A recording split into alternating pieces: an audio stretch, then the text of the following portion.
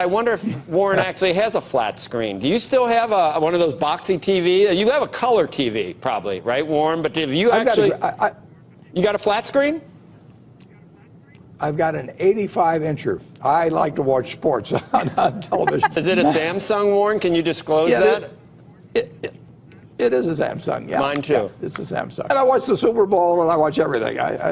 It's Olympics? Just think of, and think of how what that is compared to 40 or 50 years ago. I mean, the experience is just incredible. It's fantastic. Yeah. I know. Warren, one thing that you said earlier, you were talking about Samsung. You mentioned the Samsung 85-inch television screen, but you know an awful lot about the company. You don't own the shares, do you? I don't own them, and Berkshire doesn't own them now, but Berkshire has owned Samsung. It doesn't get reported in our 13F. I think 13F is just applied to domestic, so it actually hasn't shown up. But I think I'm right on that. I'm 99% sure. And so we bought some, when Samsung was at about a million won, you got to divide that by something over 1,000. We bought a reasonable amount. We did sell it when it went up.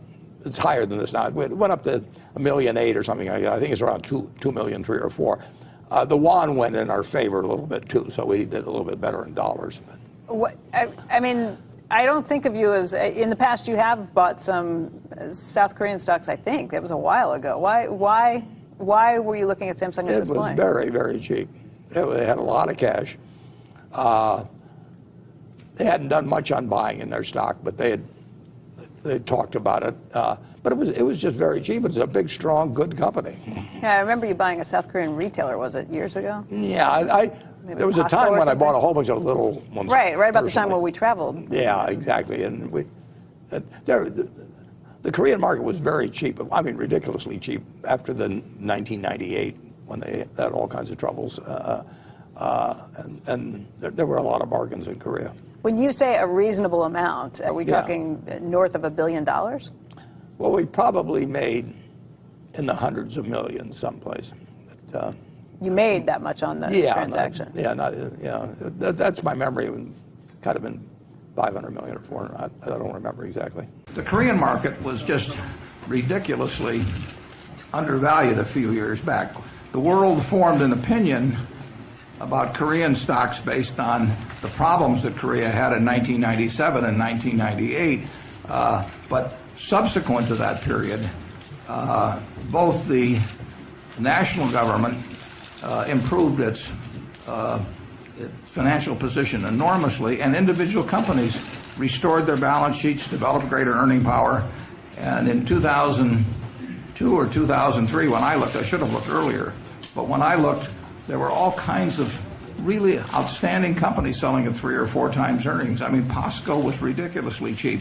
But I bought stock in Shenyang Securities and Kia and I&I Steel, a whole bunch of companies where we couldn't buy as much.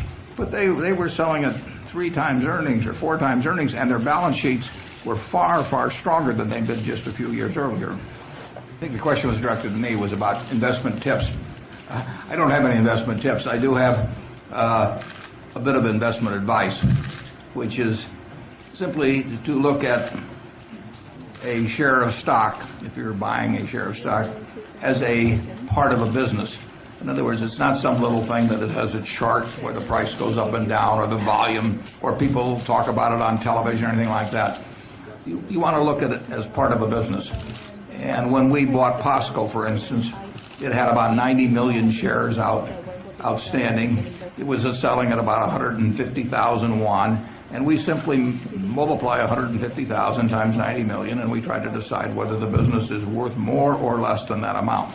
And we thought it was worth a lot more. My impression is that Korean stocks are generally valued at prices that are no higher and probably generally somewhat less than U.S. stocks. So I don't think there's a reason to think that there's been a bubble. They've gone up a great deal, but the fundamentals have improved dramatically. The answer is they've gone up a great deal because they were far too cheap a few years ago. Now, bear in mind that 4 years ago, just in terms of my personal portfolio, I was looking all over the world to just invest money, and I ended up with practically all Korean stocks in my own personal portfolio, aside from Berkshire Hathaway stock. So, a bubble, I think they wanted the definition of a bubble more. And a bubble is when people lose sight of the underlying economics, of the intrinsic value of the stocks they're buying, and they forget all about it. They are entranced simply by the fact that stocks have gone up so much in the past, and they just expect them to keep going up. And of course, the most famous bubble was the tulip bubble in Holland in the 1600s. And it wasn't that tulips were getting more valuable in any real sense, but they went up so much that everybody thought that they should be buying tulips rather than going to work every day. And when that happens, eventually you get a very big bubble, and eventually all bubbles burst.